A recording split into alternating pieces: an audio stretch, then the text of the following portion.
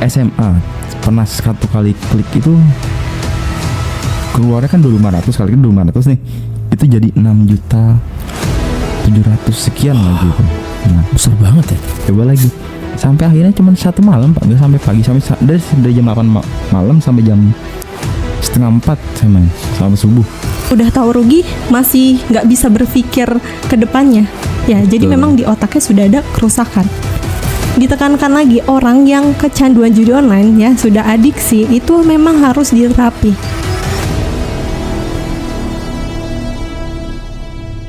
Oke, di studio sudah hadir ada pakar juga dan ada juga yang pernah main judol ya. Jadi oke, gue pengen tahu dulu dari awal mula lu main judol itu kapan dan apa yang bikin lu tertarik main judol? Coba cerita dulu. Mungkin dari awal SMP ya Bang, SMP kelas 3, kelas 2 gitu. Udah mau naik, pokoknya udah mau naik kelas, mau naik SMA lah. Kalau bikin apa yang tertarik karena menang uang sih. Awalnya tuh kan nyoba, lihat juga orang mendaftar segini, depo segini, jadi segini, itu kan tertarik gitu sama uang. Motivasinya buat Iya. Jadi pengen dapat uang lebih gitu. Dari situ aja. Nah, awalnya itu deposit berapa? Kalau dari awal tuh main sama temen sih, nyoba sama temen tuh 10.000, belum ketiga tuh 30.000. Itu jadi 100.000. Jadi awal tuh dibagi-bagi rata, terus kemudian naik lagi. Jadi ya semakin lama semakin besar, habis gitu. Nggak pernah ada kemenangan? Pernah sempat ada kemenangan. Awal tuh kapan ya? Kemenangan tuh pas SMA. Pernah satu kali klik itu keluarnya kan 2.500, kali kan 2.500 nih, itu jadi 6.700.000 sekian lagi itu. Nah, Besar banget ya. itu lumayan. Makanya saya kan langsung di situ, wah lumayan nih kalau kayak gini tiap hari kan. Mau juga nih, siapa yang nggak mau gitu, nggak usah kerja aja mikir kan gitu. Ya, kerja apa yang bisa begini? Iya, cuma Ada sekali mikir klik. begitu ya? Benar mikir gitu Pak, saya begitu dulu. Terus juga kalau awal-awal mau kan SMP, lihat karena almarhum bokap pernah main tuh. Saya lihat tuh main kayak kartu angka-angka gede-gedean gitu, siapa yang gede dia menang. Dulu tuh lihat bokap tuh cuman kayak modal 250.000 jadi 3 juta. Nah, terus saya pulang nih kan, saya kebetulan bokap di Jakarta, terus saya sekolah tuh di Garut, Jawa Barat. Lalu saya ajak teman saya buat cobain main nih, bisa nggak gitu, bantu main depositnya kan saya nggak punya akun kan, nggak punya akun rekeningnya itu buat depositnya. Temen? Iya. Oh. Minta teman juga ikut main, jadi 10.000 tuh awalnya, terus lama-lama jadi 100.000. Nah saya tuh nyoba sendiri dari SMP tuh masih menang, itu kayak setiap hari tuh ada aja menang, kayak dari 50.000 jadi 150.000 setiap hari tuh Pak. Dari SMP pokoknya tiap hari tuh sampai saya tuh udah lulus SMP, saya SMA, saya main lagi, tapi bukan di yang 50.000, 100.000. Tapi kan bapak di Jakarta ngasih uang bulanan juga. Ya. Jadi otomatis di bulan tuh ada. Jadi saya pakai tuh uang bulanan itu buat main judol. Awalnya ya sama, depo 100.000, 150.000 jadi 300.000.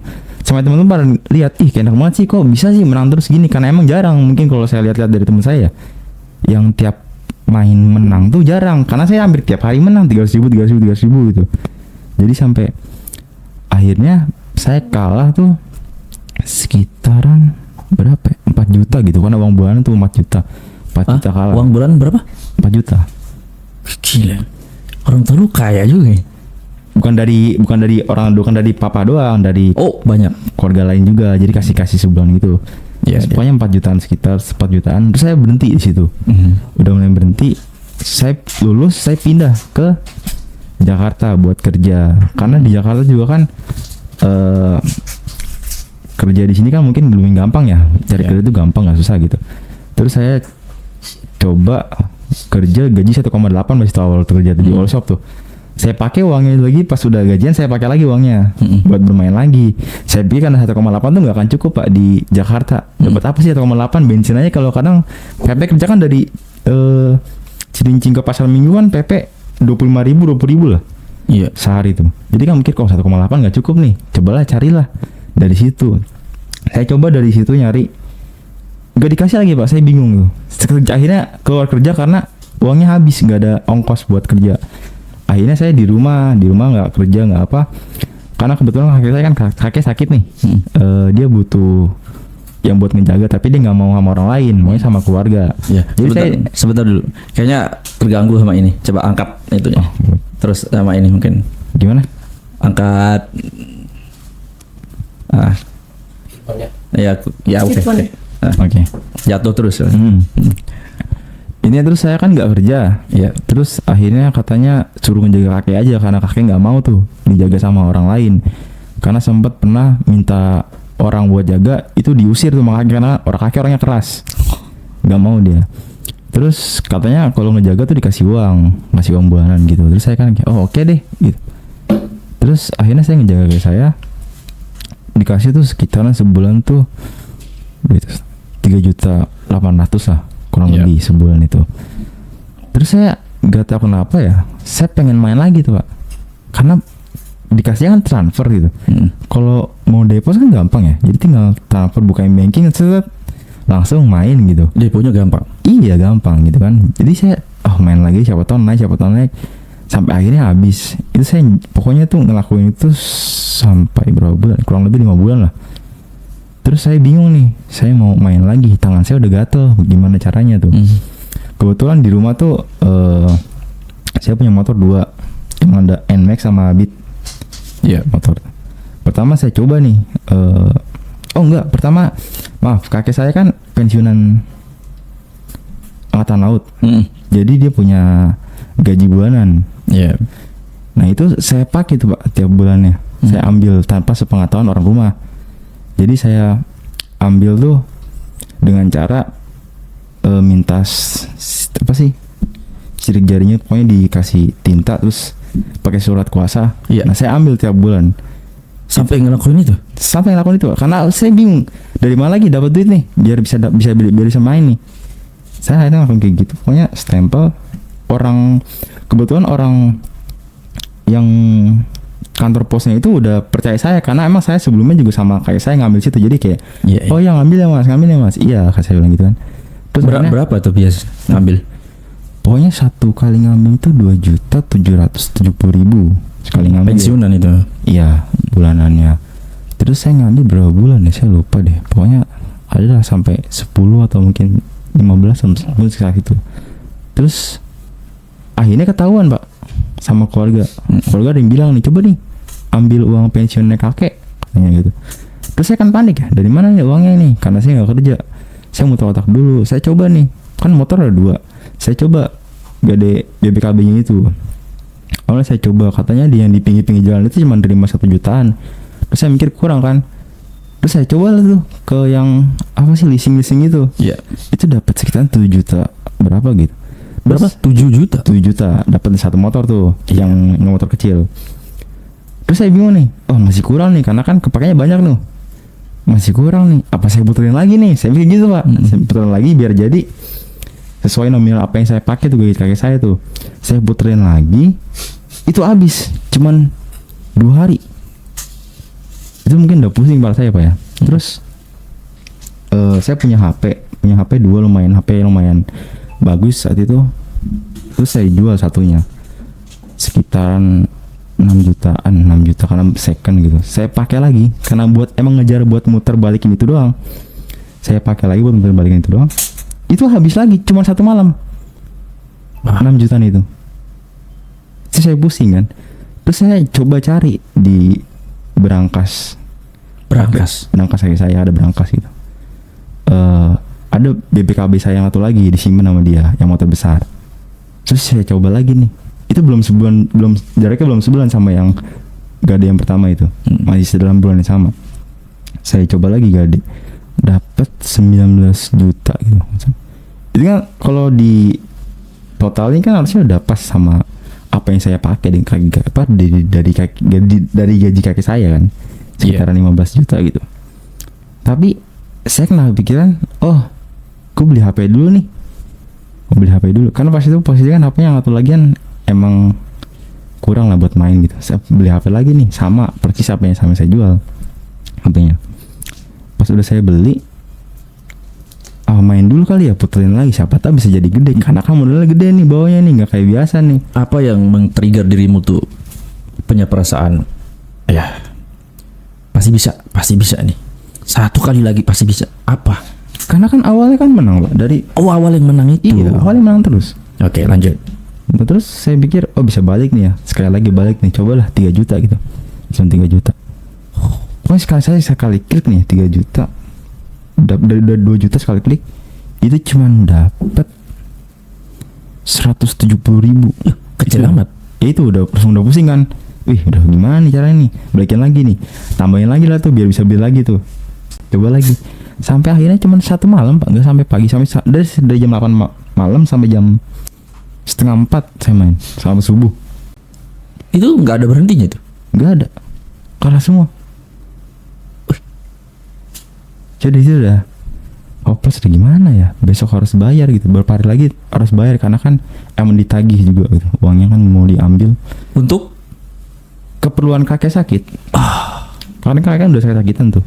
ya. Sebenarnya keluarga mungkin dibilang mampu juga kan, tapi coba karena gaji nggak diambil kan, mungkin udah ngambil gaji aja supaya biar hemat gitu atau apa. Terus saya mikir gimana lagi caranya nyarinya gitu dalam waktu berapa hari. Terus saya mikir apa jual lagi ya apa yang tadi dibeli, jual lagi sama saya. Dijual lagi. Jual baru belum ada 2 hari, 1 hari 2 hari saya jual lagi. Itu rugi 1 juta kan, 5 juta dapat, jual cuma 5 juta berapa gitu. Saya mikir nih pakai uang ini bayarin dulu atau mainin lagi. Terus saya mikir awal bayarin motor yang pertama dulu nih, biar nanti bulan depan masih ada agak ada napasnya nih buat bulan depan nyari duit, nggak susah amat lah. Ya. Sisa 4 jutaan. Terus saya mikir main lagi aja deh, siapa tahu naik lagi. Pikirannya gitu terus Pak. Saya nggak tahu ya kenapa pikiran gitu. Padahal kan udah habis banyak, udah minus banyak lah jatuhnya. Saya coba main lagi lah. Itu pokoknya habis 1 hari saya nggak tidur habis. Apa yang kamu rasakan ketika misalnya sudah nggak punya uang tapi pengen main lagi? Apakah kamu berpikir ada pokoknya ada caranya untuk dapetin uang lagi buat depo? Mikir terus karena kebetulan emang orang keluarga saya ini emang orang ada karena semuanya ya itulah orang ada. Jadi kan bisa nih dari A minta ke B, minta ke C, minta ke D gitu. Karena saya kebetulan juga bontot di situ. Iya. Jadi paling kecil. Jadi mungkin kalau minta tuh pasti dikasih gitu. Awalnya sebelum ketahuan itu semua kan. Nah, terus saya minta A, dikasih juga sama A. Minta B, dikasih sama B. Tambah curiga buat kayak gitu karena mungkin mereka mikir saya nggak mungkin ngelakuin hal-hal yang aneh gitu Pak. Iya. Nah sudah gitu saya minta semua. Karena saya nutupin dulu tuh yang motor pertama biar aman dulu. Takutnya saya mikir kalau takutnya ada yang lagi ke rumah kalau saya nggak bayar tuh. Iya. Karena yang motor kedua saya masih bisa sanggup lah, ada duit yang dari bulanan itu, jadi bisa nutup lagi. Sementara itu kan ditagih tuh sama bude saya yang minta uang gaji itu. Saya udah bingung gimana caranya. Belum siap uangnya. Belum siap. Udah ditagih terus. Bude saya ini sempat bilang kayak gini, coba deh kamu urus dulu. Saya bilangnya kan itu KTP kakek saya kan hilang. Saya bilangnya nggak bisa karena hilang. Padahal udah saya ambil, bisa tanpa KTP juga. Cuma karena perlu kuasa sama sidik jarinya itu doang. Saya bilangnya alasannya KTP hilang. KTP-nya sampai diurus Pak ke kelurahan. Sehari jadi kan. Ini KTP udah ada, ambil sana. Saya bingung Pak, saya keluar nih. Sana gimana ya ngomongnya? Kan lumayan gak jauh amat lah, paling 15 menit buat ngambil gaji itu. Gimana cara ngomongnya kan? Saya bingung tuh, berhenti dulu. Saya alasan lagi, nggak bisa nih, orangnya tutup kantor posnya gini-gini, saya segala macam saya inilah. Sampai akhirnya saya bingung, pas buka berangkas lagi di rumah, ya ada surat rumah Pak. Karena kan kakek ini kan banyak asetnya banyak Pak. Surat rumah banyak. Saya mikir apa saya ambil satu ya coba buat gade lagi gitu kan. Sempet awalnya gitu mikir kan, udah positif aja lah gade gitu. Coba nih saya nanya sama orang-orang yang biasa gitu. Ternyata prosesnya lama tapi nggak bisa karena saya bukan ahli warisnya. Ya saya bilang padahal kan udah dealnya tuh berapa ya, mahal Pak, soalnya 100 juta lebih tuh. Iya pasti cair lah. Iya gede gitu ya. Saya mikir lumayan nih bisa buat lunasin segala macam, tinggal nyicil ini satu nih. Ternyata nggak bisa. Terus saya mikir gimana lagi caranya. Akhirnya saya kerja ikut sama marketingnya Judol. Main judol. Iya. Dulu itu pusatnya kalau saya nggak tahu ya, saya salah atau enggak ya. Itu dulu di Pluit, Pak. Satu kantor, satu gedung tinggi. Itu isinya full dari satu lantai sampai berapa belas lantai itu situs-situsnya beda-beda. Misalkan situs A, lantai 2 situs B gitu. Saya awalnya nggak tahu awalnya kerja itu. Maksudnya ditawarin apa waktu itu? Marketing apa waktu itu? Marketing yang buat nawarin orang-orang buat main ke judul itu. Tapi sudah tahu awalnya ini memang Enggak tahu awalnya. Maksudnya di iklan itu apa isinya, marketing apa gitu? Marketing aja bilang marketing di perkantoran, gajinya 4,9 sampai 5,8. Oh, gede sekali ya. Iya kan, oh ini bisa lah kalian nutupin ya. Coba dulu lah gitu, kita bisa minjem siapa terus nanti ganti dari nutupin ini kan gitu. Akhirnya saya coba ke sana, kantor di Pluit. Saya pakai sepatu biru, Kak. Disuruhnya emang pakai kemeja, celana kain sama sepatu pantofel. Yeah. Tapi saya nggak pakai sepatu pantofel, saya pakai sepatu kets pas itu. Terus sama satpamnya dilarang, nggak boleh pas, nggak boleh masuk. Saya mau ketemuin udah janjian gitu, tapi nggak boleh, peraturannya nggak boleh. Terus saya diajak lah tuh, yang nge-WA saya tuh turun dia ke bawah. Yeah. Saya diajak makan dulu kan jarang, Pak. Maksudnya kayak, wah kok tumben nih. Baru mulai Iya, diajak makan. Sorry ya, Pak. Iya pas itu. Saya makan, dia ngomong bisik-bisik, udah kamu makan aja nggak apa makan. Gak enak lah saya, Pak. Gak apa, pesan aja. Yang ngajak apa cewek apa cowok? Cowok, Pak. Cowok. Iya, makan deh, gak apa makan. Terus saya makan kan. Terus dia omongin, ini kerjanya sebenarnya gampang, dalam kantor gitu, depan komputer. Jadi cuman spam aja, spam chat gitu ke orang-orang yang main. Ada nomornya, ada, kamu tinggal ya spam kayak orang biasa lah, kirim salin teks gitu. Terus saya bilang, emang kerjanya spam apa ini? Terus dia bilang, ini kayak marketingnya judul. Saya kan agak kaget kan, oh gimana emang iya kan, emang kan bro saya main juga nih, emang masa bener sih gitu. Pas diajak tuh saya besoknya keterima lah, intinya Pak, keterima kerja di situ. Pasti keterima lah ya. Ya saya karena saya kan butuh uang juga gitu. Yeah.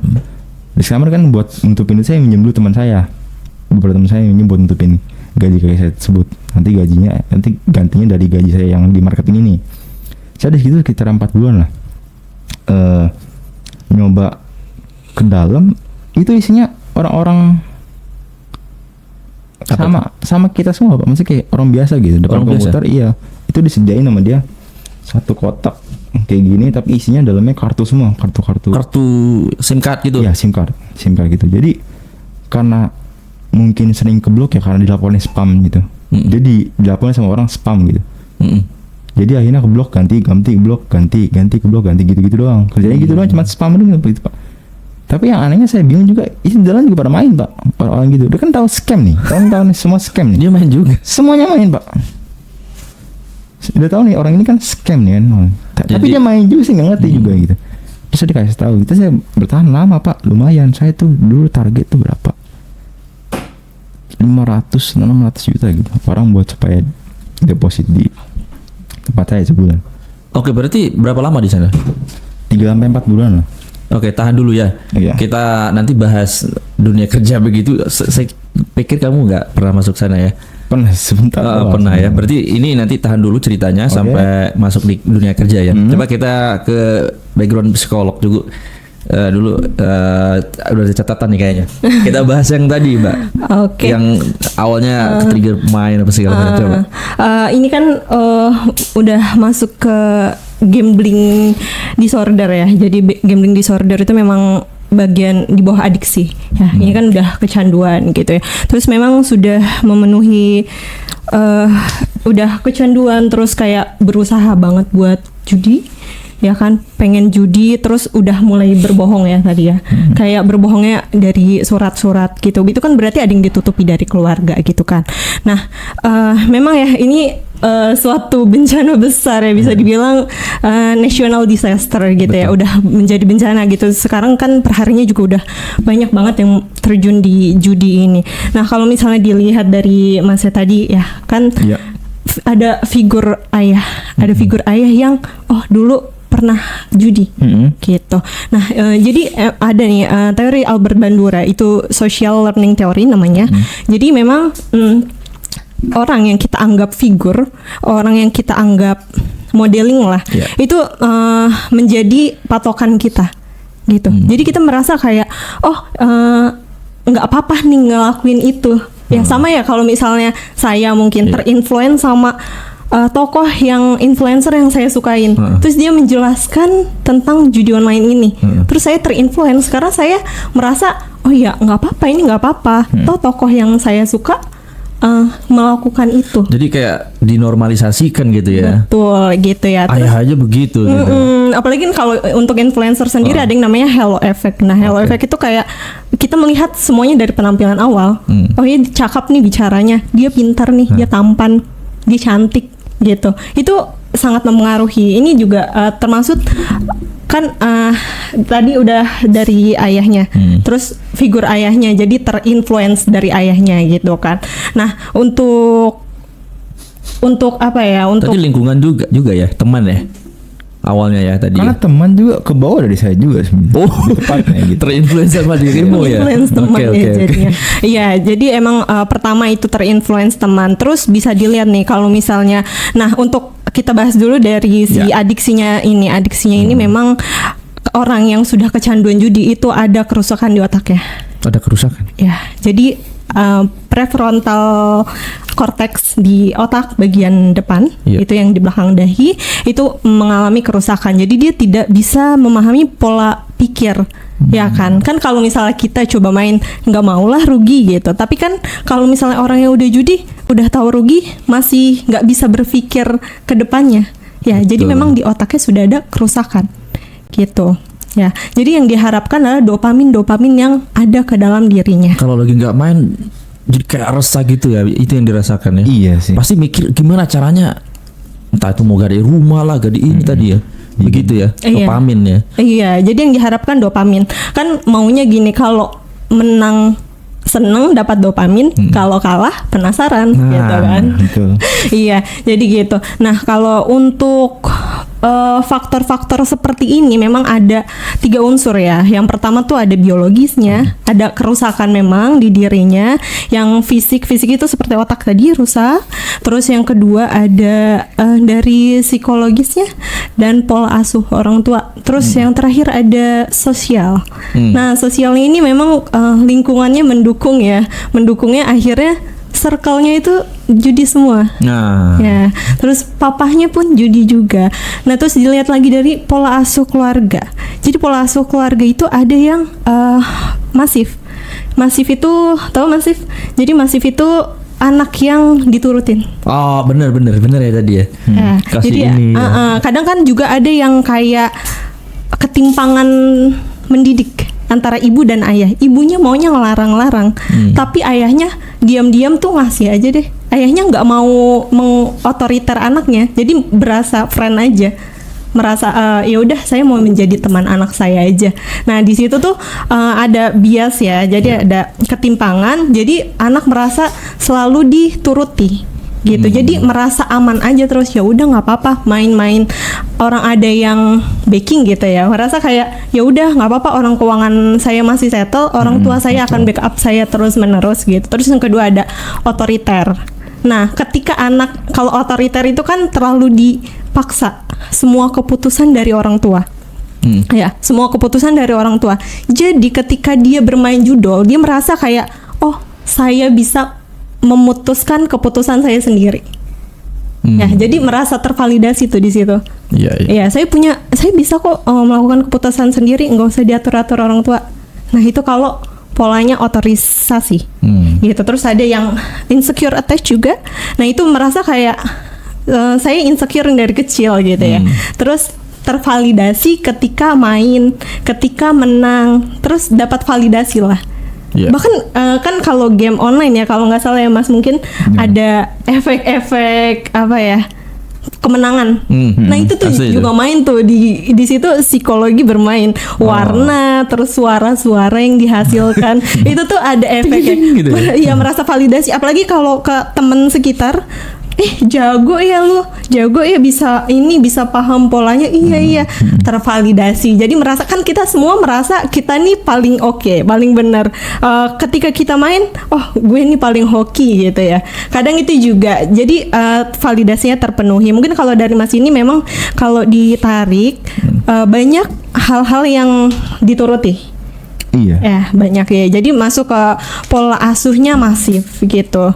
Jadi memang dari kecil terpenuhi, akhirnya ya seperti itulah. Iya, orang ada kan memang. Iya gitu. Ada lagi? Ya udah sih cukup. Oke, kita lanjut ke cerita mungkin ya. Jadi waktu lo di sana berapa bulan di tempat kerja itu? Gue lupa kayak 3-4 bulan lah. 4 bulan ya. Ya karena itu nggak lama dari situ pindah bang. Itu baru ke yang apa Kamboja itu. Ah, iya benar kan waktu itu banyak sweeping dari pemerintah waktu itu. Iya betul. Karena emang awal tuh di Pluit, setahu gue nih. Iya, sarang memang. Sarang di Pluit. Tapi pas itu langsung udah nggak ada lagi. Pas denger kan langsung pindah ke Kamboja gitu. Nah itu. Lo nggak ikutan pindah? Oh enggak bang. Nggak berani juga saya. Oke. Berarti memang di situ teman-teman main juga gitu. Hampir. Maksudnya dia yang kan marketing kan memang datengin orang kan. Iya. Supaya kita ngechat nih, ayo kak main nanti saya kasih ini, saya kasih itu, benefitnya banyak kita kasih tawarin banyak nih. Nanti dapat kemenangan ini, nanti dapat bonus segini, nanti dapat cashback segini. Nanti kalau kalah kita jamin menangnya gitu. Gitu-gitu. Makanya banyak yang main tuh. Nah, terus orang-orangnya itu ikut main juga karena kan setiap orang make kode yang dikasih nih ke pemainnya itu dapat persenan bang. Berapa persen ya? Pokoknya sekitar 30-40%. Ada link afiliasi berarti itu. Iya kayak gitu lagi jatuhnya. Dapat kayak gitu. Nah mungkin dari situ lah tuh kan dapat saldo dari orang-orang gitu masuk ke akunnya dia. Nah dia diputerin lagi bang, dimain lagi di situ juga. Jadi ya sama-sama aja sebenarnya main-main juga orang kayak gitu, nggak mungkin enggak. Yang di dalam. Iya, mau ada yang udah punya anak, udah punya istri segala macam main juga semua. Tapi dari perusahaan sendiri apakah tahu kalau pegawai-pegawainya ikut main judol? Tahu. Terus dibiarkan. Kadang juga ada nih yang liciknya ya di tempat itu. Depo 50.000 itu bisa jadi 10 juta, itu nggak kita bayar. Nggak dibayar? Ada, banyak, sering. Tiap hari pasti ada aja. Soalnya uang masuknya kecil banget ya? Iya, maksudnya kayak nggak seimbang sama dia deponya gitu. Mungkin dia baru pertama kali depo langsung dapat 10 juta, kan kita kan masuk, rugi nih kita nih. Jadi kita nggak kita bayar. Oke, dirimu kan sebagai ini ya marketing ya. Berarti divisi-divisi lain tahu dong, kayak operator, kemudian bagian finance. Ada nggak teman-teman di situ? Mungkin kalau saya nggak sampai situ sih bang, maksudnya karena mungkin kita beda divisi pasti kan? Beda divisi ya jelas. Berarti di ruangan itu cuma marketing aja. Marketing aja. Oh nggak bisa ini beda-beda gitu. Nggak boleh karena harus pokoknya pasti disebut bang. Menangin gue gitu kan? Nggak bisa ngomong kayak gitu. Berarti satu ruangan satu divisi. Nah akhirnya berapa ada gak kita tahu misalnya kita ngeblas gitu ke WA segala macam, ada nggak yang datang beneran besar gitu? Pernah ada yang kita menangin sekitaran 30 juta itu sampai kita masuk sampai 900 sekian 900 juta. Kita menangin dia kasih 30 juta, dia kasih kita sampai 900 juta lebih. Sampai dia mohon bang, sampai dia mohon ngechat ke itunya adminnya, sebelumnya tolong menangin gitu. Oh berarti kalau menangnya bisa disetting di sana? Mungkin bisa ya, tapi saya kurang tahu. Ini dunia operator ya? Iya, mungkin bisa, tapi saya kurang tahu ke dunia itu. Waduh. Saling ngemis dia bilang saya nggak punya uang segala buat makan segala macam udah habis segini. Yang bener kita lihat itu datanya itu emang bener habis bang. Uang dia tuh udah 19 juta masuk ke sini. Dia ngechat ke adminnya mungkin bilang kalau udah habis udah nggak ada uang buat makan segala macam, udah ngasih foto di pinggir jalan segala macam. Tapi dikasih lagi sama admin itu, dikasih modal lagi. Dikasih menang lagi sama admin lagi. Dia buat main lagi, diputar lagi sama dia di situ. Bukan buat makan. Banyak banget kayak gitu bang, kejadian gitu banyak sekali. Gak cuma 1-2, satu hari itu pasti ada aja. Dari segitu banyaknya kita bisa tahu nggak itu backgroundnya apa gitu? Nggak bisa sih, kita kan nggak masuk ke nanya kerjanya apa ya, kayak dari mana. Nggak di profiling kayak gitu itu nggak ada. Pasti kalau udah tingkatan begitu dia akan cari cara seperti lu tadi ya? Iya mungkin seperti itu. Kan saya bilang sama nih kayak gue nih dulu kayak gini juga, kan baru ngerasain berarti nih. Sampai semuanya udah habis, mungkin dia baru pusing tuh. Makanya dia sampai ngechat admin. Kalau saya nggak pernah sampai mau minta saldo apa segala macam gitu biar menang, enggak. Kalau dia sampai ngechat kayak gitu berarti emang bener-bener udah titik buntu udah habis sama sekali. Dia sih malah 1.000 menang, itu dimainin lagi sama dia besoknya. Oke, 4 bulan ya kurang lebih dari sana ya. Nah, abis itu kemana lagi? Setelah berhenti kerja di situ? Sebenarnya abis itu masuk supply gudang. Ke gudang lagi. Gajinya nggak sebegitu besar, cuma 3 juta. Karena kan saya masih ada cicilan motor itu bang. Oke. Ganti motor. Saya mikir nih, oh kayaknya nggak nutup nih kalau misalkan cuma gitu doang. Jadi saya ngojol juga, nyambi ngojol. Jadi pulang tuh jam 7, dari jam 7 sampai ke rumah jam 8, mandi, terus banget lagi jam 8 sampai jam 12 sampai jam 1 gitu. Nah satu titik itu saya nganter tuh dari Sunter ke Harapan Indah Bekasi.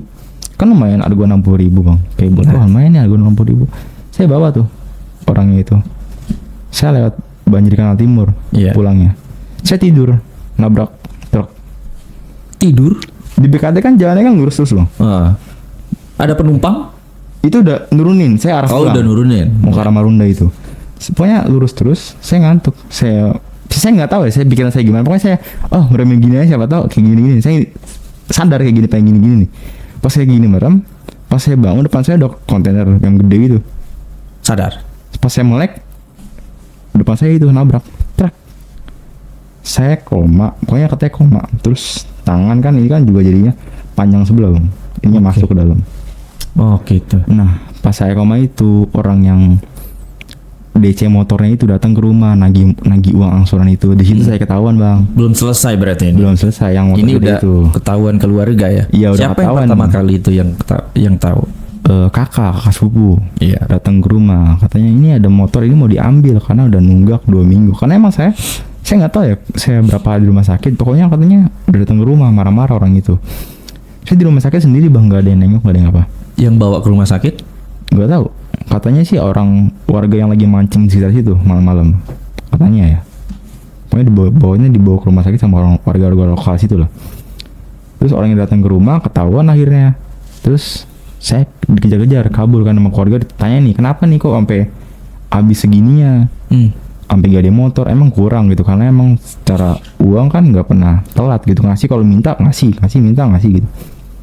Saya akhirnya bingung jawabnya apa karena nggak ada keberanian buat ngomong sama mereka kalau saya habis main judi dan kalah. Jadi saya pindah ke Surabaya kerja tahun kemarin lah. Pindah ke Surabaya jadi debt collector lagi buat nagih uang gitu. Emang backgroundnya ada debt collector? Nggak ada bang, karena udah bingung bang. Kan lagi BU aja ya. Karena gimana ya, mikir gimana caranya biar bisa dapat duit dan punya tempat tinggal gratis. Tadi ada yang nagih ke rumah. Iya. Debt collector. Iya. Sekarang lu jadi debt collector. Iya, mau nggak mau bang, nggak ada opsi lain gitu. Jadi saya pindah ke sana. Pindah ke sana kerja. Lumayan lah hasilnya lah, lumayan memuaskan hasilnya. Terus saya kumpulin tuh bang yang saya bilang abis gede-gedean. Saya kumpulin saat udah berapa bulan, saya kurang lebih 1,5 tahun di situ. Pokoknya udah 1 tahun saya kumpulin, udah tabungan saya ini ada 50 sekian lah, 50 sekian. Oh ya? Dari profesi debt collector? Iya, satu hari itu bisa sampai 300.000 bang, paling kecilnya. Itu apa itu? Narik motor. Oh ada uangnya itu? Ya ada pastinya, kalau kita bawa motor kecil aja, motor kecil, CC kecil nih, itu di atas 3 bulan itu dapat komisinya tuh. 3 bulan nunggak ada komisinya ya. 300.000 satu motor. Apalagi kalau motor gede kan pasti sehari itu saya narik bisa sampai 2-3 motor satu hari kantor. Jadi kan ngumpul kan lumayan duit tuh. Iya. Udah setahun untuk sekitar 50-an. Saya mikir apa main lagi ya? Saya coba main lagi. Hah? Masih ada mau? Masih mau bang.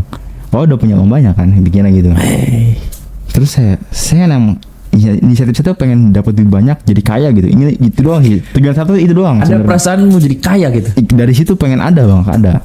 Terus saya coba nih iseng-iseng pas lagi narik bang, lagi ngopi dulu kan karena capek sih, coba capek. Saya buka udah lama kan, saya coba masukin. Saya coba tuh 100.000. 100.000 kaget saya beli yang biasa. Pokoknya saya beli super gitu masalah. Beli super 100.000 saya beli tuh. Saya awalnya nggak ngerti itu apa. Saya beli 100.000. Beli 3.300.000. Udah lumayan. Wah, cuan lagi nih kan. Cuan lagi di situ bang. Pokoknya 3 juta udah habis lagi nih. Saya coba lagi. Pakai apa itu? Sehari-hari aja. Terus sama mungkin setengahnya buat sehari-hari, setengahnya buat main lagi. Terus udah habis kan. Coba lagi nih, modal lagi nih 100.000 lagi. Coba di bulan berbeda ya, bulan depannya. Karena kan saya mungkin main tuh udah sekarang udah nggak kecanduan, jadi kayak pas gajian aja gitu. 100.000 main lagi, naik lagi 1,8. Lumayan lagi nih, dipakai lagi. Bulan berikutnya lagi dipakai lagi. Itu sampai terakhir tuh saya naik sampai 13 juta bang. 13 juta dari modal? 300. Saya juga nggak tahu itu bisa sampai 13 juta. Apa perasaanmu itu waktu itu? Ketika udah kasih menang terus nih. Iya, Ada teman. apa ini gitu? Sebenarnya gini ya bang, pas ikut menang itu, wah ini antara mau kalah atau bakal menang terus-terusan nih, kayak pas kejadian si SMP kan, SMP sampai SMA tuh menang terus bang, kalahnya tuh dikit. Nah kejadian kayak gitu ya, pas oh main lagi kali, mungkin masih ada nyawanya kali ini, main lagi aja kali, mungkin belum pas kalahnya lagi. Pas saya main lagi, itu pas menang 13 juta itu kan mes bang, satu kasur rame-rame, itu temen-temen semua bang, sama temen-temen saya bang, berapa orang, 16 orang. 16 orang main juga? Enggak, liatin saya main karena menang banyak tuh. Oke. Pas menang banyak, menang banyak tuh, saya bagi-bagi lah sama mereka tuh. Bagi-bagi gitu. Kan dia masih ada bang, jadi masih sisa sekitaran 70, di ATM saya masih ada 70 gitu bang. Saya pakai buat adik saya kan sekolah, buat bayar sekolah, terus bajunya sekolah, buku-buku itu pas kenaikan kelas bang. Terus dia mau ada yang study tour juga, jadi butuh, pokoknya saya main tuh di Sambi bang, jadi kayak sehari 1 juta, sampai akhirnya pas malam abis pulang narik kerja gitu, saya main lagi, coba nih 11 juta. Saya sekali ngeklik 1 juta bang. Sekali depo 1 juta? Enggak, sekali depo 1 juta, tapi sekali ngekliknya 1 juta juga. Saya bilang ini kalau jadi all in berarti itu? Iya, jadi gede, kalah udah, kalah juga. Saya coba bilang, kalah bang, hati udah mulai panas bang, udah kayak deg-degan tuh bang. Nah sebentar, itu gimana dengan utang-utangmu itu, yang leasing motor apa segala macam, keluarga? Itu dilunasin bang. Sudah beres? Udah beres. Tapi karena kan saya kan kabur, saya nggak tahu itu udah diberesin sama keluarga. Sama keluarga? Iya, semuanya udah itu semuanya. Pokoknya keluarga udah tahu saya busuknya saya gimana. Berarti keluarga belum tahu main judi? Mungkin karena keluarga juga ada satu keluarga tuh polisi mungkin ya. Bisa Tahu. ya.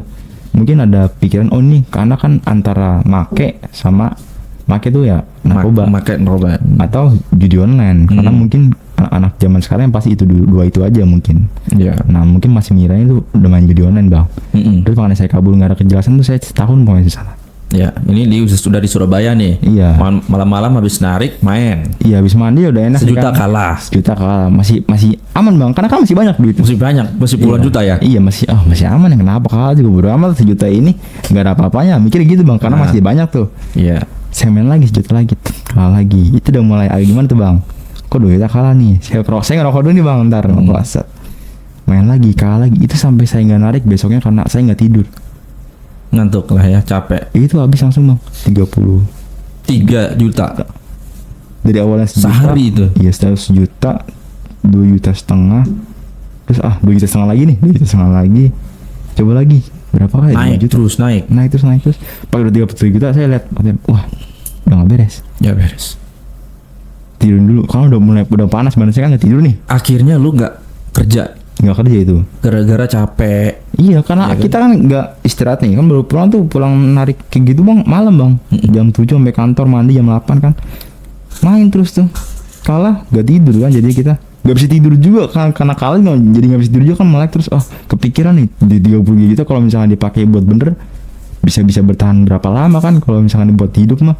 Ini buat judi nggak sampai sehari, cuma berapa jam doang, mikirnya gitu bang. Jadi nggak ngantuk sama sekali itu? Ya karena kepikiran bang, ngerokok ngebakar rokok terus. Padahal capek sebenarnya ya? Capek, karena emang capek lagi. Tapi orang karena judol itu tambah ngerokok juga, jadi gimana caranya menang, itu aja yang ada di otak itu. Iya. Terus pas saya abis udah 37 itu, saya besoknya narik lagi.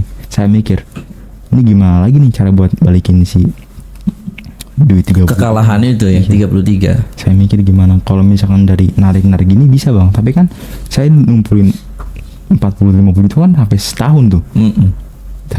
Gimana caranya, saya mikir gitu, karena kan saya kan udah umur segini kan, mungkin 23 mungkin ya mau nikah gitu, mikir nikah gitu kan, nikah nggak murah di Jakarta kan. Sebentar, itu selama setahun dapat puluhan juta sampai 45 juta, itu gimana caranya lu nggak main? Apa karena sibuk? Oh sibuk, poinnya sibuk ya. Okay. Nagih itu sampai dari pagi sampai malam bang. Oke, lanjut. Jadi sibuk. Nah saya jalan gimana cara buat balikin ya gitu. Saya udah pusing juga di sini sendirian, masalahnya kan nggak kenal siapapun. Iya, di Surabaya tadi. Iya, nggak kenal siapapun, orang. nggak kenal siapapun, nggak ada keluarga, nggak ada teman, nggak ada nggak ada kerabat segala macam. Akhirnya saya bingung jalan naik motor, saya coba ngambil uang kantor. Uang kantor. Jadi nasabah, jadi itu bisa dimainin bang. Uang lapangan tuh bisa dimainin. Sama kita tuh bisa dimainin. Emang ada caranya gitu. Yang biar nggak. Uang apa yang dimainin? Uang angsuran itu. Angsuran Iya. itu. Bisa dimainin gitu. Bukankah itu langsung masuk ke rekening perusahaan kalau orang bayar itu? Kan ada yang bayar langsung bang. Karena kita takut Oh, sama kita iya, jadi iya. kayak ini bang bayar itu gini bang. Gitu. Oh gitu, yang langsung nagih-nagih itu. Iya, ini bang, Oke. kita bayar gini bang, ya nanti udah gini ya bu. Gitu. Kita bisa manipulasi gitu. Pokoknya emang ada caranya gitu bang, dari kantor tuh juga emang hampir semuanya nakal gitu, emang semua nakal. Jadi saya coba juga hal itu karena butuh duit juga. Sudah kekumpul lagi sekitaran 20 jutaan, saya main lagi dan udah nggak ada hasil bang. Itu habis sama sekali, sampai udah titiknya habis itu tinggal 1 juta. Saya berharap naik gemeteran di jalan, naik 300.000 tuh, selalu 300.000 sekian. Ini terakhir lagi, dengar lagi di ATM nih, dengar lagi naik ya kalah. Apa reaksimu setelah itu? Apakah banting-banting HP atau apa gitu? Apakah diem aja begitu? Diem bang, lemas, nggak makan malah, Nggak makan. udah nggak bisa mau ngobrol sama orang tuh, udah nggak bisa, udah hilang uang, udah hilang segini banyaknya, kok kejadian lagi, padahal kan dulu kan udah pernah kayak gini, tapi nggak bisa kejadian 2 kalinya gitu. Masalahnya kan yang sakit hati itu apa ya bang? Karena ini kan duitnya ngumpulin sendiri. Oke, tahan dulu Bukan ya. ini. Tahan dulu. Ini kan tadi udah kerja di debt collector, udah ngasilin duit 45-50 juta, udah banyak lah ya. Habis itu main judi lagi, rugi sehari 33 juta. Akhirnya lu melakukan tindakan yang nggak baik juga ya. Ngakalin angsuran itu. Nah, coba kita dengerin penjelasan lagi dari background psikolog yang tadi itu. Oke. Coba mau tanya dulu ya. Boleh. Jadi waktu Tanya dulu aja. waktu kalah itu kan udah kalah nih. Terus yang di pikirannya kenapa masih mau main lagi saat itu? Karena ngerasa kurang cukup aja sih uang tuh, kayak mungkin ya orang tuh nggak akan ada puasnya gitu. Pengen lebih. Pengen dapat duit banyak atau pengen merasa selama ini jadi emang nggak pernah kalah ya, naik terus. Iya, karena Oke. pengennya naik terus. Oke. Ya jadi memang ini itu lagi kembali lagi Mas. Jadi memang ada kerusakan otaknya. Kan kalau misalnya udah kerusakan pada otak bagian depan itu memang ada pola pikir yang berubah gitu. Jadi memang kalau bisa disebut nggak bisa insyaf ya, nggak bisa insyaf. Kembali lagi memang pola asuhnya lagi, apalagi tadi juga udah diselesaikan sama keluarga. Bahkan ketika orang berjudi itu untuk punishment aja nggak cukup. Karena memang sudah sekecanduan itu, sama dengan kecanduan gaming, sama dengan kecanduan narkoba gitu kan. Nah kalau misalnya untuk mengatasi seperti ini memang kan banyak ya faktor. Mungkin karena emang ingin pendapatan lebih banyak gitu, nggak cukup. Kalau misalnya orang berpikiran bahwa oke lah, yang penting cuman mau untung aja kok, berarti kalau dia kalah sudah cukup berhenti mainnya. Kalau dia menang juga sudah cukup. Tapi ini faktanya memang terus menerus. Apalagi ini faktornya memang nggak pernah rugi sama sekali.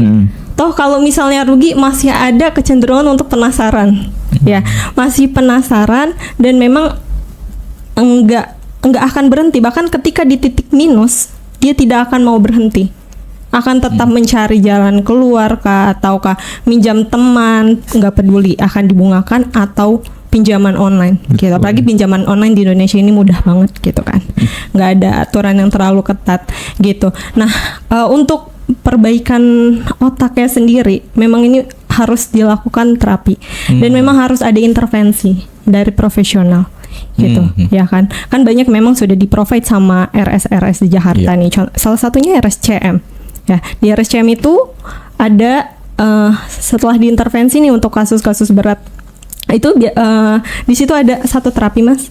Jadi si dokter Christina dari ketua departemen psikiatri udah menjelaskan kalau ada yang kecanduan pinjol ke sini aja gitu. Karena di situ juga ada terapi elektromagnetik. Jadi difokuskan pakai alat atau bagaimana? Betul, dipakai alat gitu. Kalau menurut pernyataan beliau pakai alat terus nanti dibenarkan itu di bagian otaknya. Jadi kan untuk memperbaiki sistem limbiknya gitu untuk emosional kayak gitu-gitu kan. Kan kalau kayak gitu udah emosi yang bermain, terus pola pikir yang tidak sesuai gitu. Nah, nanti diimbangi juga ya kalau menurut psikologis sama psikolog juga biasanya kan di hipnoterapi dan di BEI behavioral kognitif. Ya, dia pakai CBT. Ya, nanti pakai CBT, nanti dijelaskan nih, kamu diperbaiki aja mas pola pikirnya. Kamu udah melakukan kerugian loh gitu. Terus nanti kedepannya kamu mau apa? Kayak gitu. Karena kan biasanya kalau yang udah main sekali, oh ya saya menang kok kemarin di permainan kedua kalah. Terus permainan ketiga menang lagi, tapi dia kadang nggak sadar, nggak punya catatan rinci bahwa yang kalah justru lebih banyak. Oke. Ya kan. Jadi nah yang itu. ingat menang aja. Betul. Nah jadi memang pakai CBT, Cognitive Behavioral Therapy itu dibenerin dulu nih pikirannya ke depan. Oh kamu tuh kalah segini gitu kan, rata-rata yang main judul nggak ada perhitungan. Iya. Betul, main-main aja. Lucu Nah itu juga kalau ada jurnal judul gitu ya. Iya. Kayak trading kan ada kalah menang berapa gitu. Iya, jadi memang harus benar-benar diperbaiki otaknya. Nggak akan bisa dengan ya udah selesai begitu aja. Pasti akan ada kambuhnya. Jadi harus diperbaiki karena memang kalau orang yang bermain judi yang rugi itu bukan hanya diri sendiri. Iya, tadi kan kakeknya juga duitnya keambil juga tadi. Iya, kan kalau misalnya narkoba ya udah yang sakau ke diri sendiri. Tapi kan kalau misalnya judi online mempengaruhi 7 orang sekitar. Gitu, mempengaruhi 7 orang sekitar, orang tua pun ikut. Mau orang tua sekaya apapun adalah masalah. Jadi memang kalau untuk kasus judi online. Iya, lanjut aja, lanjut. Oke, jadi memang kalau kasus judi online ini yang di terapi itu bukan cuma korbannya. Oh ya? Ya, jadi yang di terapi juga keluarganya. Untuk proses penyembuhannya, jadi keluarga itu memang harus mendampingi yang pertama. Mendampingi dan dilihat lagi, kan pasti dicari nih alurnya. Bagaimana dulu nih waktu kecil, bagaimana lingkungan di rumah, proses mendidiknya seperti apa. Gitu. Oke, sebentar. Kalau di rumah itu ada banyak ngobrol nggak sama ayah atau keluarga gitu? Jarang sih. Jarang ya. Oke, sebentar. Waktu kerja itu 1 tahun itu kan nggak main tuh. Alasannya kenapa nggak main? Karena sibuk katanya. Oke. Banyak kegiatan. Betul. Iya. Ngaruh nggak sih itu? Nah itu kan proses cuman mengignore sementara. Oh gitu. Ya, main lagi tadi deh. Selesai, senggang sedikit, punya duit sedikit, langsung main. Iya. Oke, kayaknya ada pertanyaan nih. Banyak pelaku judol merasa malu dan menutup diri. Seberapa berbahaya kondisi ini secara psikologis? Menutup diri itu. Sama kayak tadi kurang ngobrol juga ya di sana ya. Akhirnya mainnya ke judol. Iya. Nah itu tuh, gimana itu? Sebelumnya memang tertutup di sekolah. Enggak sih, kalau di sekolah enggak gitu. Mungkin di rumah aja gitu. Oh di rumah emang menipu keluarga nggak jujur maksudnya. Iya. Mainnya memang di rumah ya. Main judulnya kebanyakan di rumah. Kebanyakan di rumah kan. Karena di rumah nggak ada kegiatan sendiri kan. Jadi ngapain nih? Oh main gitu pak. Kalau di sama temen malah jarang. Kalau temen malah jarang. Sesekali aja. Kalau pas gajian kumpul gajian nih. Jadi kan pas pada banyak duit. Jadi main gitu. Kalau sama temen tuh ya gitu main. Kalau lagi kesepian, kesendirian itu memang agak bahaya ya. Agak bahaya. Kan kasus judi online ini membludak justru setelah pandemi. Iya. Pasti orang kebanyakan di rumah tuh, nggak ada kegiatan ya. Setelah pandemi dan juga ada yang dikejar ekonomi. Ya ekonomi sedang melemah, terus ada yang dikejar. Jadi memang ada peluang itu. Dan ketika udah terjun ada di lingkaran itu. Apalagi waktu pandemi itu semakin kita terpapar ya, ada iklan. Sebenarnya judi online itu kan udah ada loh dulu.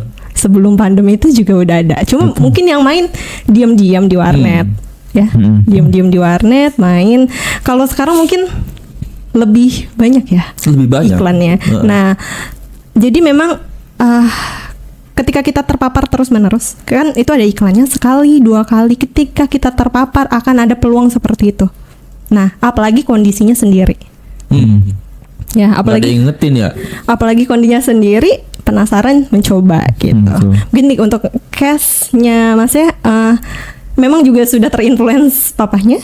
ya kan. Jadi dan kalau sendiri ada peluang seperti itu, makanya memang ditekankan lagi orang yang kecanduan judi online ya sudah adiksi itu memang harus diterapi.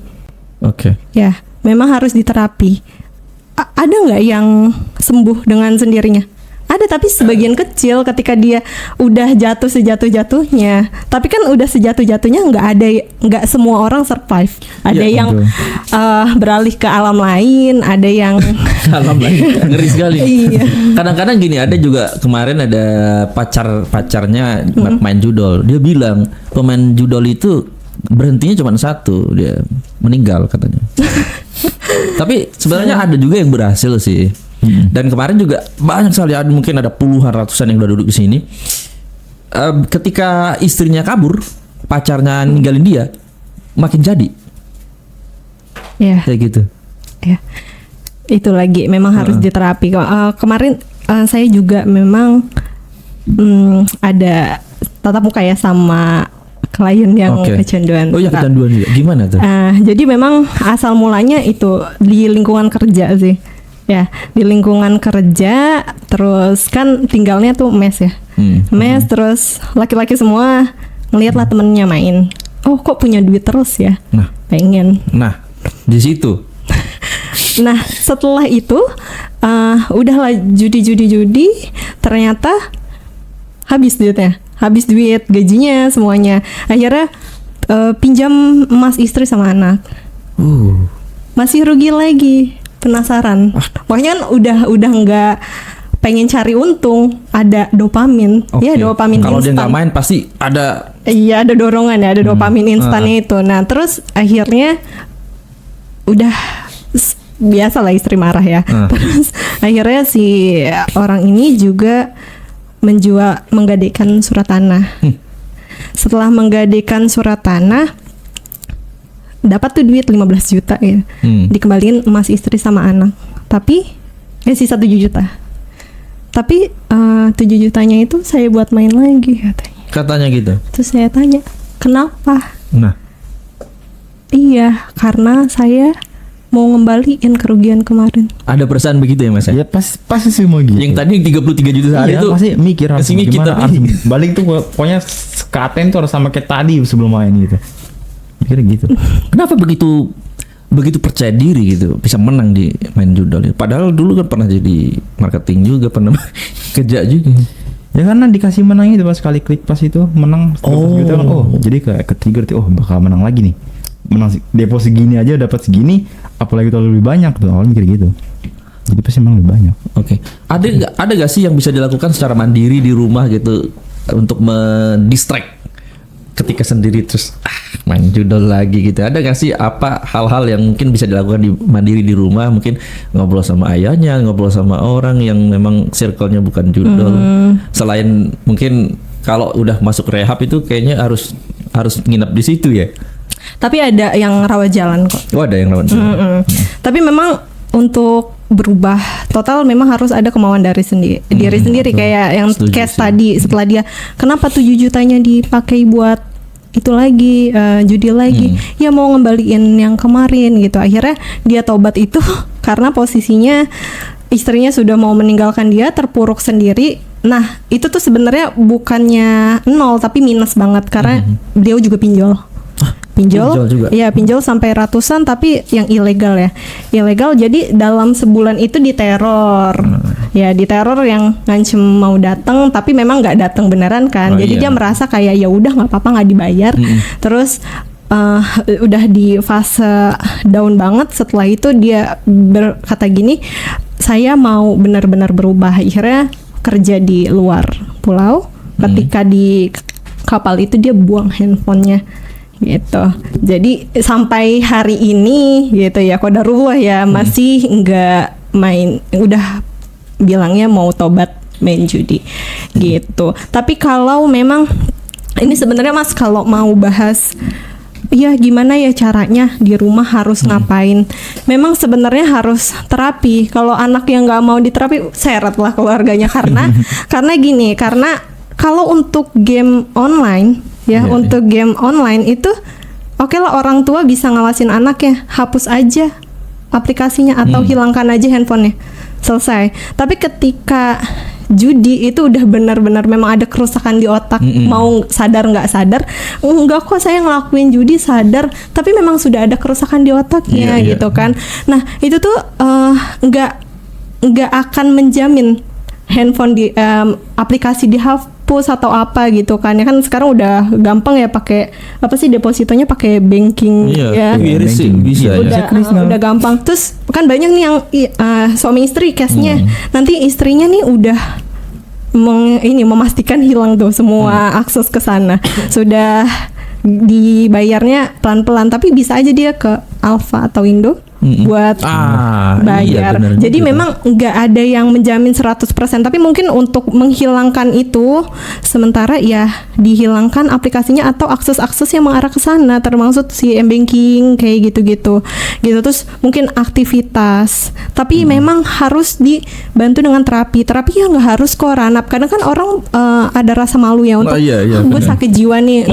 Masuk rumah rehab gua gitu. Betul, masuk rumah rehab. Tapi kan bisa dengan terapi jalan. Rawat jalan kayak gitu. Di rumah sakit juga memfasilitasi gitu sih. Jadi benar-benar memang harus diperbaiki karena memang sudah ada kerusakan gitu. Ya kemarin juga ada yang duduk di sini berhasil dia katanya.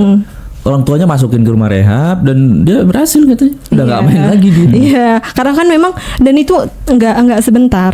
Sekali datang selesai enggak. Memang itu kalau udah parah ya bisa 3 sampai 6 bulan, ya kan? Karena kan harus digali lagi, diintervensi dulu di awal, terus dipastikan ya apa aja gitu kan. Terus diperbaiki pola pikirnya, bagaimana dia memandang ke depan gitu. Oke, kalau dalam kasusnya Mas Bro ini udah parah sih ya, soalnya banyak banget yang habis ya. Udah semua. Mungkin sampai sekarang kalau ada duit lagi, mungkin masih pengen ya. Enggak sih, udah enggak. Udah mikir. Udah berapa lama nggak main berarti? Ya setahun lah, Setahun ya. Tepat. Dan itu lu isi dengan kesibukan apa? Iya, kesibukan ya kerja. Karena cari kerjanya yang misalkan pulang sore nih, saya minta lembur.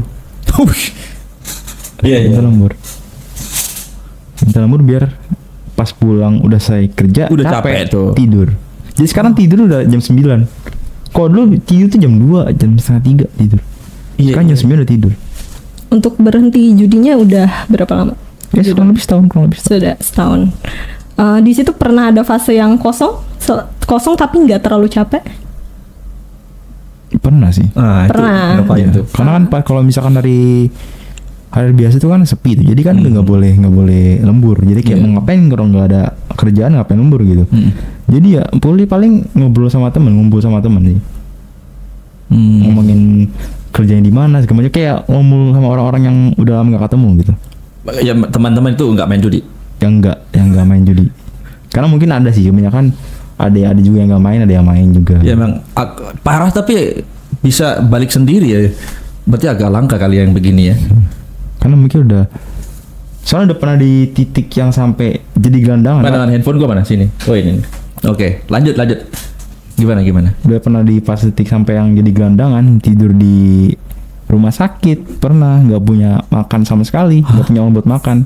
Oh ya? Iya. Pas tahun kemarin saya pergi gitu, setahun di rumah sakit sini, rumah sakit Koja dekat sini. Tidur di situ sampai diusir sama satpam ya, pernah juga. Diusir? Nggak boleh tidur di situ katanya kan. Jadi kayak ngerasain udah sampai titik kayak gini, masa masih main lagi gitu.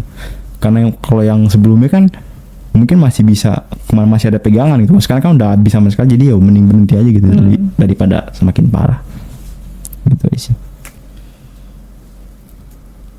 Berarti bisa sembuh sendiri ya? Ya bisa dibilang sembuh sendiri. Oke, kayaknya lagi masalah nih. Coba yang satu lagi deh. HP yang satu lagi.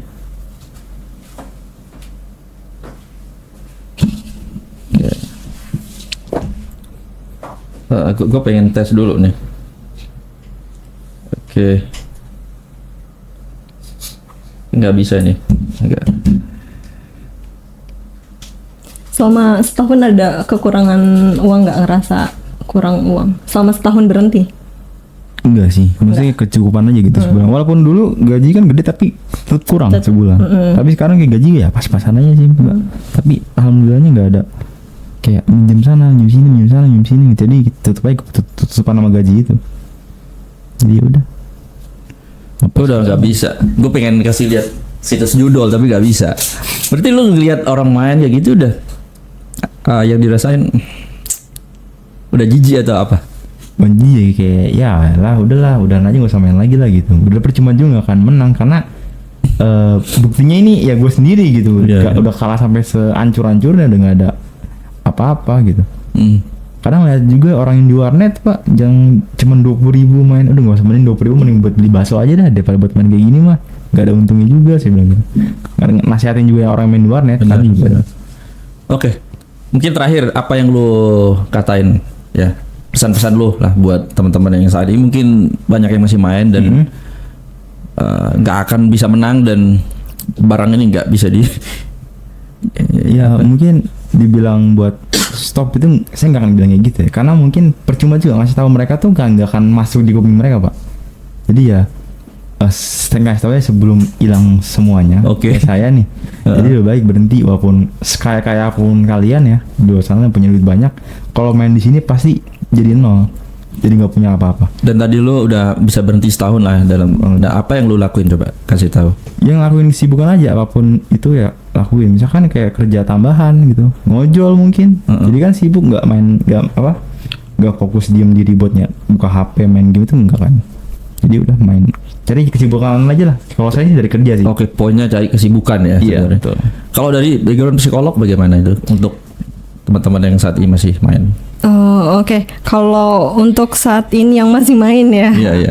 di aware aja sih, lebih aware sama diri sendiri. Kayak mungkin boleh jujur sama keluarga, terbuka gitu, tidak perlu ditutupi, dan memang sudah saatnya merasa bahwa membawa diri ke rumah sakit atau fasilitas-fasilitas terdekat gitu. Terus memang harus dihindari faktor-faktor yang membuat diri itu ingin mulai gitu kan, gitu sih. Mungkin dibantu sama lingkungan ya, karena kan kalau ditegur sama orang lain pun nggak yang langsung sadar ya, kayak ya udah orang 20.000 doang tadi kayak untuk bakso itu nggak akan ampuh lah untuk saran-saran seperti itu. Jadi dikomunikasikan lagi ke orang lain gitu kan. Dan memang ini mungkin untuk ini kan kalau agak kompleks ya masih kalau misalnya untuk si pecandunya itu gitu kan, mungkin ini untuk lingkungan sekitar ya.